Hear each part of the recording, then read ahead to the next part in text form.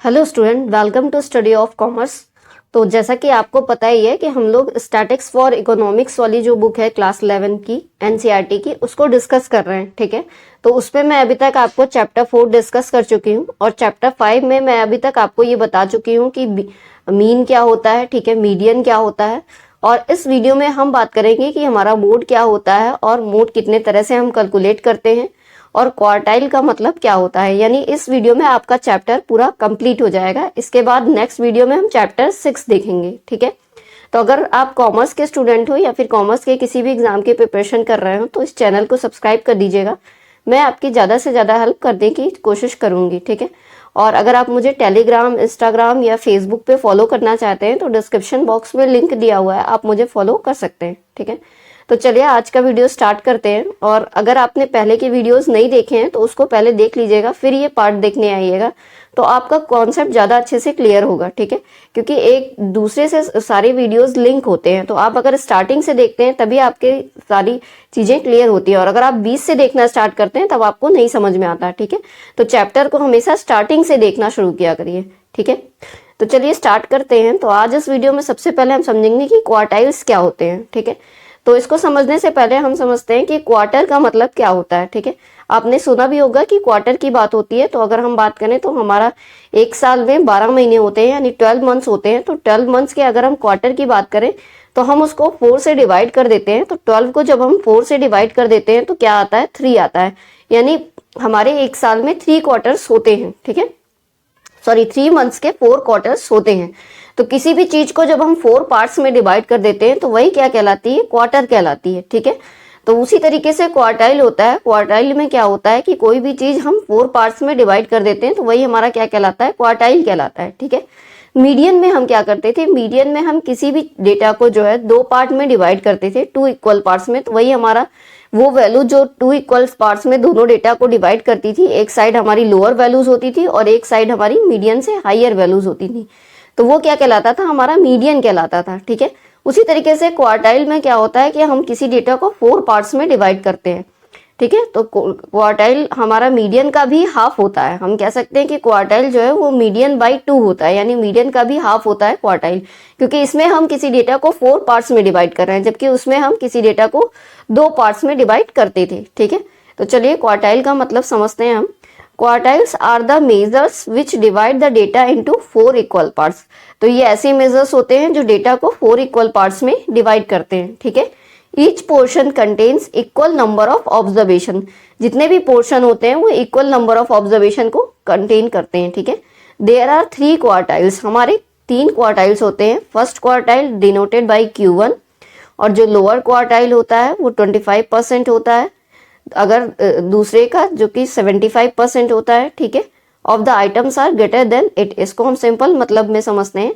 तो हमारे जैसे कि एक ये लाइन है, इसको हम 3 पार्ट्स में डिवाइड करना चाहते हैं, सॉरी 4 पार्ट में डिवाइड करना चाहते हैं। तो हम इसको 1 पार्ट हो गया, 2 पार्ट हो गया, 3 हो गया। ठीक है, तो अब ये 4 पार्ट्स में डिवाइड हो गई है। आपको दिख रहा है कि ये फर्स्ट पार्ट है, ये सेकेंड पार्ट है, ये थर्ड पार्ट है और ये 4th पार्ट है। तो किसी भी चीज को जब हमें 4 पार्ट में डिवाइड करना होता है तो हम उसके 3 डिस्ट्रीब्यूशन करते हैं। तो यही हमारा Q1 हो जाता है, ये हमारा Q2 हो जाता है और ये हमारा Q3 हो जाता है। ठीक है, तो यही कह रहा है कि हमारे 3 क्वार्टाइल होते हैं, Q1, Q2 और Q3। Q2 हमारा मीडियन ही होता है क्योंकि ये किसी भी डेटा को 2 इक्वल पार्ट्स में डिवाइड करता है। ठीक है, तो मीडियन को ही हम Q2 बोलते हैं, क्वार्टाइल सेकेंड बोलते हैं। ठीक है, आगे देखते हैं।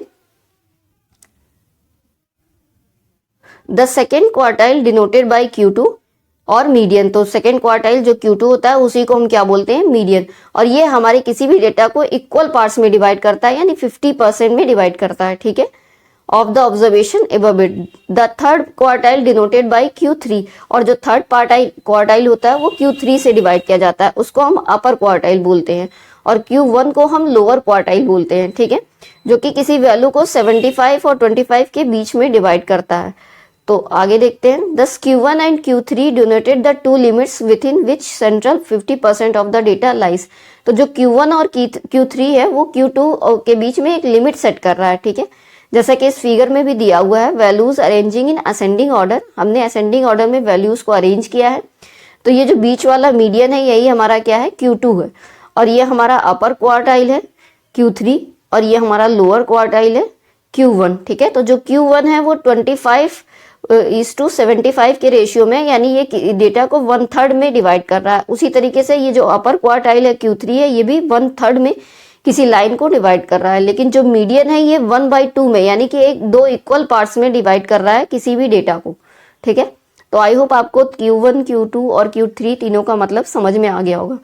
चलिए अब हम नेक्स्ट देखते हैं। नेक्स्ट है हमारा परसेंटाइल। परसेंटाइल की अगर हम बात करें तो परसेंटाइल क्या होता है, जो किसी भी चीज का 100% होता है, 100% में किसी चीज को डिवाइड करता है, वही क्या कहलाता है, परसेंटाइल कहलाता है, ठीक है। आपने परसेंट भी निकाला होगा, ठीक है। Percentile divide the distribution into 100 equal parts.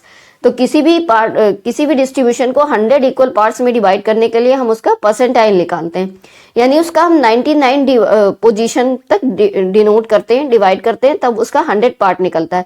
जैसे किसी भी चीज को 4 पार्ट में डिवाइड करने के लिए हम उसका 3 बार कट करते हैं, ठीक है। जैसे मैंने बताया था आपको कि हमने 3 बार कट किया तो ये 4 पार्ट्स में डिवाइड कर रहा है, ठीक है।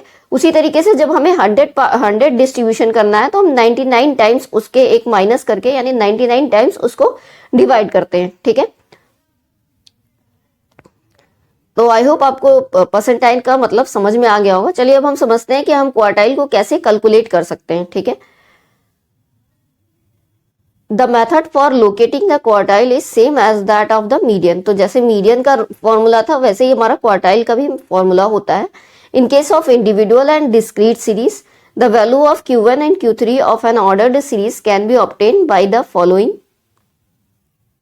Following formula where n is the number of observations. तो जैसे हमारा मीडियन का क्या फॉर्मूला था, n+1/2, लेकिन हमें मीडियन का भी हाफ होता है हमारा क्वार्टाइल, तो हमें डिवाइड बाय 2 और कर देना होता है। तो इस वैल्यू को इस पे ले जाते हैं तो हमारा फॉर्मूला बन जाता है n+1/4। ये हमारा क्वार्टाइल का फॉर्मूला हो जाता है, ठीक है। तो Q1 का फॉर्मूला तो यही हो जाएगा n+1 डिवाइडेड बाई 4, n यानी कि नंबर ऑफ ऑब्जर्वेशन, ठीक है। और Q3 का फॉर्मूला क्या हो जाएगा, 3n+1 डिवाइडेड बाई 4, ठीक है। चलिए एग्जाम्पल से समझते हैं। एग्जाम्पल में कह रहा है calculate the value of lower quartile from the data of the marks obtained by the 10 students in an examination. तो किसी एग्जाम के 10 स्टूडेंट्स के मार्क्स दिए हुए हैं, उसमें से हमें लोअर क्वार्टाइल फाइंड आउट करना है। Arranging the data in an ascending order. तो सबसे पहले हम डेटा को असेंडिंग ऑर्डर में अरेंज करेंगे। तो 11, 12, 14, 18 पूरे डेटा को हमने असेंडिंग ऑर्डर में अरेंज किया है, यानी पहले सबसे छोटी वैल्यू लिखेंगे फिर उससे बड़ी वैल्यू, ठीक है। उसके बाद Q1 का फॉर्मूला क्या होता है, n+1 डिवाइडेड बाई 4, ठीक है।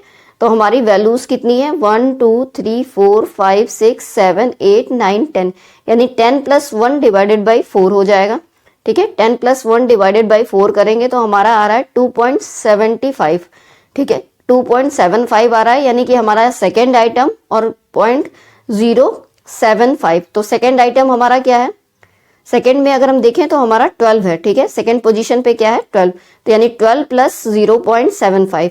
अब 75 निकालने के लिए हमें क्या करना होगा, 2 की वैल्यू है, ठीक है। 2 पॉइंट आ रहा है, यानी कि हमें 2 और 3 के बीच की वैल्यू में से माइनस कर देना होगा, यानी कि 3 की वैल्यू क्या है, 14 माइनस हम 12 कर देंगे, ठीक है। तो 14 - 12 कर देंगे तो कितना आएगा, 2 आ जाएगा, ठीक है। तो 2 को 7.5 से मल्टीप्लाई कर देंगे तो हमारा 13 जो भी वैल्यू आएगी उसको 12 प्लस उतना कर देंगे तो 13.5 हमारा क्या आ जाएगा, Q1 आ जाएगा, ठीक है। तो आई होप आपको समझ में आ गया होगा हमने क्या क्या हमारा जब हमने nth टर्म को जो है 4 से डिवाइड किया तो हमारी वैल्यू आई 2.75 टर्म। तो सेकेंड पोजीशन पे हमारी वैल्यू थी 12, हमने ले लिया 12 + 0.75। उसके बाद जो हमारा सेकेंड आइटम है तो इसलिए हम सेकेंड और थर्ड की पोजीशन का वैल्यू लेंगे, यानी 14 - 12 कर देंगे इंटू 0.75 कर देंगे और फिर जब इसको मल्टीप्लाई करेंगे तो जो भी आएगा उसको 1.5 आई थिंक आएगा, उसको हम 12 से प्लस कर देंगे तो 13.5 हमारा आ जाएगा Q1, ठीक है। अब हम चाहें तो इसी वैल्यू से Q3 भी फाइंड आउट कर सकते हैं, Q2 भी फाइंड आउट कर सकते हैं, ठीक है। Q2 को फाइंड आउट करने के लिए हमें क्या करना होगा, Q2 को फाइंड आउट करने के लिए इसमें से जो मिड वैल्यू होगी उसमें से हम 4 डिवाइड करेंगे, ठीक है। उसी तरीके से Q3 का भी फॉर्मूला हम लगा देंगे और हमारी वैल्यू आ जाएगी, ठीक है। अब चलिए हम समझते हैं मोड के बारे में। तो हमने मीन देखा, मीडियन देखा और मोड की अब हम बात करते हैं। तो मीन में बेसिकली हम क्या करते थे, अर्थमेटिक मीन कैसे निकालते थे ये मैंने आपको बताया ही है। मीडियन हम किसी वैल्यू को 2 पार्ट में डिवाइड करते हैं तो वो हमारा मीडियन निकलता है। अब हम मोड की बात करते हैं। तो मोड क्या होता है, ये हम लोग प्रीवियस चैप्टर में पढ़ चुके हैं कि मोड जब कोई वैल्यू बार बार रिपीट होती है, यानी ऐसी रिपीटेड वैल्यू जो बार बार आई है, उसी को हम क्या बोलते हैं, मोड बोल देते हैं। ठीक है, फॉर एग्जाम्पल हमारे पास कुछ स्टूडेंट के नंबर दिए हुए हैं 13, 14, 15, 15, 16, 17। ठीक है, तो इसमें जो 15 है वो 2 बार रिपीट हुआ है, तो इसलिए हमारा मोड क्या हो जाएगा, 15 हो जाएगा। ठीक है, तो चलिए समझते हैं मोड का मतलब। Sometimes you may be interested in knowing the most typical value of a series or the value around which maximum concentration of items occur.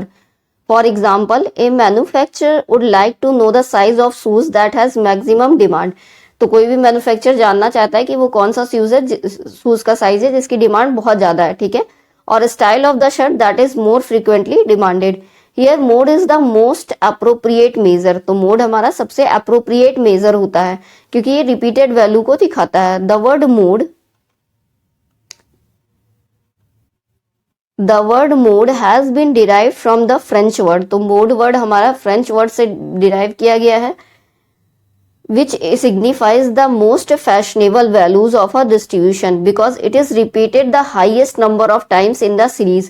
तो हमारी सीरीज में ऐसी वैल्यू जो बार बार रिपीट होती है वही क्या कहलाती है, मोड कहलाती है। ठीक है, mode is the most frequently observe data value, it is donated by M. इसको हम एम से डोनेट करते हैं या फिर जेड से डोनेट करते हैं। ठीक है, तो सबसे पहले हम डिस्क्रीट सीरीज में देखते हैं कि हमारा मोड कैसे कंप्यूट होता है। ठीक है, या कैसे हम मोड को कैलकुलेट करते हैं। Consider data set 1 2 3 4 4 5। The mode for this data is 4। तो यहाँ पे 4 2 बार रिपीट हुआ है, इसलिए मोड हमारा क्या हो गया, 4, because 4 occurs most frequently twice in a data, क्योंकि ये 2 बार आया है। ठीक है, आगे देखते हैं example 10। Look at the following discrete series. तो ये हमारी डिस्क्रीट सीरीज है। ठीक है, क्योंकि यहाँ पे क्लास इंटरवल्स तो दिए नहीं है कि हम इन्हें कॉन्टिन्यूअस सीरीज बोलेंगे, तो वेरिएबल और फ्रीक्वेंसी दी हुई है, इसका मतलब ये हमारी डिस्क्रीट सीरीज है। ठीक है, आगे देखते हैं। Here as you can see the maximum frequency is 20। हम देख रहे हैं कि यहाँ पे मैक्सिमम फ्रीक्वेंसी कहाँ पे है, फ्रीक्वेंसी सबसे ज्यादा 20 की है। ठीक है, क्योंकि बाकी सब कम है 20 से, तो मैक्सिमम फ्रीक्वेंसी 20 की है, इसलिए 20 ही हमारा क्या हो जाएगा, 30 हमारा क्या हो जाएगा, मोड हो जाएगा। ठीक है, यही इसमें लिखा भी है। Here as you can see the maximum frequency is 20, the value of a mode is 30। तो इसलिए वैल्यू हमारा क्या हो जाएगा, 30। जो वैल्यू है हमारी वही क्या होगी, मोड हो जाएगी, क्योंकि फ्रीक्वेंसी सबसे ज्यादा 30 की ही है। ठीक है, in this case as there is a unique value of mode, the data is unimodal but the mode is not necessarily unique. Unlike arithmetic mean and median, you can have data with 2 modes by model और more than 2 modes। 2 modes भी हो सकते हैं, multi modal भी हो सकते हैं। It may be possible that there may be a no mode if no values appears from frequent than any other value in the distribution. For example, in a series 1 1 2 2 3 3 4 4 there is no mode। तो अगर कोई ऐसी series आ गई तो इसमें कोई mode नहीं होगा। ठीक है, अब यूनी मॉडल मोड में देखिए, यूनी मॉडल मोड है हमारा ये, और ये हमारा बाई मॉडल मोड है। ठीक है, चलिए आगे समझते हैं। अब बात करते हैं कॉन्टिन्यूअस सीरीज में। तो कॉन्टिन्यूअस सीरीज में हमारा मोड का फॉर्मूला होता है जिसको हमें देखना होगा। कॉन्टिन्यूअस सीरीज में देखते हैं, इन case of continuous frequency distribution model class is the class with largest frequency. तो कॉन्टिन्यूअस सीरीज में क्या होता है, जो हमारी मॉडल क्लास होती है वो लार्जेस्ट फ्रीक्वेंसी होती है। Mode can be calculated by using the formula. तो मोड का फॉर्मूला यहाँ पे क्या हो जाता है, L plus D1 divided by D1 plus D2 into H। अब यहाँ पे L का मतलब क्या है, lower limit of the model class, सबसे लोअर लिमिट जो होगी मॉडल क्लास की। D1 का मतलब है difference between the frequency of the model class and the frequency of the class preceding the model class. ठीक है, D2 हमारा क्या है, difference between the frequency of the model class and the frequency of the class succeeding the model class. और H हमारा क्या है, class interval of the distribution. You may note that in case of continuous series, class intervals should be equal and series should be exclusive to calculate the mode. If midpoints are given, class intervals are to be obtained. Example देखते हैं। Calculate the value of model worker family monthly income from the following data। तो अब यहाँ पे हमें monthly income का data दिया हुआ है, उसमें से मॉडल वर्कर की फैमिली मंथली इनकम की वैल्यू फाइंड आउट करनी है, ठीक है। Less than cumulative frequency distribution of income per month in thousands, ठीक है। तो इनकम पर मंथ दी हुई है, क्यूमुलेटिव फ्रीक्वेंसी दी हुई है less than 50, less than 45, less than 40, less than 35, less than 30। अब इसमें हम कैसे मोड को कैलकुलेट करेंगे, चलिए देखते हैं। As you can see, this is in case of cumulative frequency distribution. In order to calculate mode, you will have to convert it into an exclusive series. तो इसको हम एक एक्सक्लूसिव सीरीज में कन्वर्ट करेंगे। In this example the series is in the descending order, this table should be converted into an ordinary frequency table. अब हम इसको जो है एक्सक्लूसिव सीरीज में कन्वर्ट करते हैं। अब यहाँ पे फ्रीक्वेंसी हम निकालेंगे, 45 से 50 का लेंगे, फिर जो है 40 से 45, 35 से 40, फिर 30 से 35, ऐसे हम सारी वैल्यूज लेंगे और उनकी फ्रीक्वेंसी निकालेंगे माइनस करके, ठीक है। The value of the mode lies in 25 to 30। 25 to 30 में देखें अगर हम, तो सबसे ज़्यादा फ्रीक्वेंसी हमारी आ रही है 30, ठीक है। सबसे ज़्यादा फ्रीक्वेंसी कहाँ पे है, 25 टू 30 की है, तो यानी कि मोड हमारा इसी में होगा। Bye inspection also it can be seen that this is a model class. तो अब हम वैल्यू में फॉर्मूले में वैल्यू रखेंगे, तो L हमारा क्या है 25 है, ठीक है। लोअर वैल्यू D1 क्या है हमारा 30 माइनस 18 कर देंगे, ठीक है, उसके नीचे वाली वैल्यू। और अगर हम D2 की बात करें तो 30 माइनस 20 उसके ऊपर वाली वैल्यू से माइनस कर देंगे।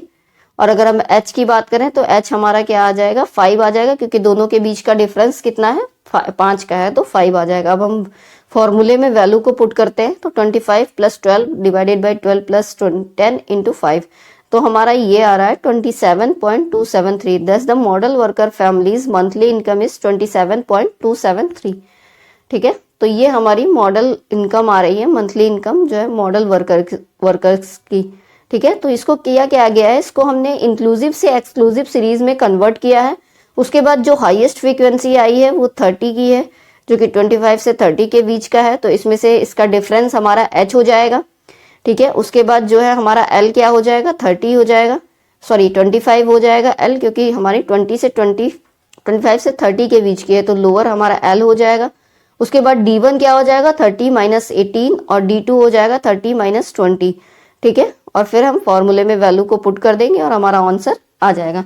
तो आई होप आपको समझ में आ गया होगा कि हम कैसे करते हैं इन सीरीज में मोड को कैसे कैलकुलेट करते हैं, ठीक है। चलिए अब हमारा रिलेटिव पोजीशन और of arithmetic mean median and mode की बात हो रही है, तो ये हमारा ज़्यादा दिया नहीं हुआ है, तो इसको हम अवॉइड करते हैं। तो हमारा फाइनली ये चैप्टर कंप्लीट हो गया। अब हम इसकी एक्सरसाइजेस करेंगे और जो चीज़ें आपको नहीं समझ में आई है वो एक्सरसाइजेस में और अच्छे से समझ में आ जाएंगी, क्योंकि एक्सरसाइजेस में न्यूमेरिकल्स होंगे, इनके न्यूमेरिकल्स, ठीक है। ये न्यूमेरिकल्स दिए हुए हैं, तो इनको मैं अच्छे से एक्सप्लेन करूंगी आपको कि कैसे मीडियन निकालते हैं किसी सीरीज का, कैसे मोड निकालते हैं, कैसे मीन निकालते हैं। तो आपका कॉन्सेप्ट ज़्यादा अच्छे से क्लियर हो जाएगा, ठीक है। जो आपको अभी चैप्टर पढ़ने पे नहीं समझ में आ रहा है, ओवरव्यू में नहीं समझ में आ रहा है, वो आपको एक्सरसाइज वाले वीडियोज आप देखोगे तो आपको अच्छे से समझ में आ जाएगा, ठीक है। तो आई होप आपको वीडियो पसंद आया होगा। वीडियो अगर पसंद आया होगा तो लाइक कर दीजिएगा, ज़्यादा से ज़्यादा शेयर करिएगा, ठीक है। और अगर कोई डाउट हो तो आप कमेंट करके पूछ सकते हैं। और अगर आप कॉमर्स के स्टूडेंट हैं या फिर कॉमर्स के किसी भी एग्जाम की प्रिपरेशन कर रहे हो तो चैनल को सब्सक्राइब कर दीजिएगा। और अगर आप मुझे टेलीग्राम, इंस्टाग्राम या फेसबुक पे फॉलो करना चाहते हैं तो डिस्क्रिप्शन बॉक्स में लिंक दिया हुआ है, आप मुझे फॉलो कर सकते हैं, ठीक है। Thanks for watching.